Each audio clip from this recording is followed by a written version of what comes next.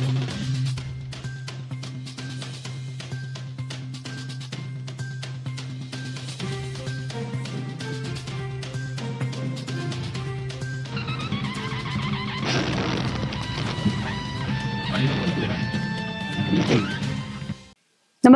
आपण पाहता Hirkani news. Hirkani news प्रत्येक क्षण ताज्या घडामोडी आणि महत्त्वाच्या प्रत्येक बातमीसाठी नेहमी तत्पर. खाकी वर्दीतील दरोडेखोर जनरल डायरच्या औलादी. शक्तीपीठ महामार्गासाठी सांगलीत जमीन मोजणीवरून राजू शेट्टींचा पोलिसांवर हल्लाबोल.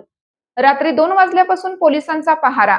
गेल्या काही दिवसापासून सातत्याने विरोध आणि टीकेच्या केंद्रस्थानी राहिलेल्या शक्तीपीठ महामार्गाचा विरोध करण्यासाठी काल मंगळवारी दिनांक 9 रोजी कोल्हापूरमध्ये आंदोलन करण्यात आलं. शक्तीपीठ महामार्गाला विरोध करण्यासाठी आंदोलकांनी काल मंगळवारी दिनांक 9 रोजी जिल्हाधिकारी कार्यालयावर मोर्चा काढला.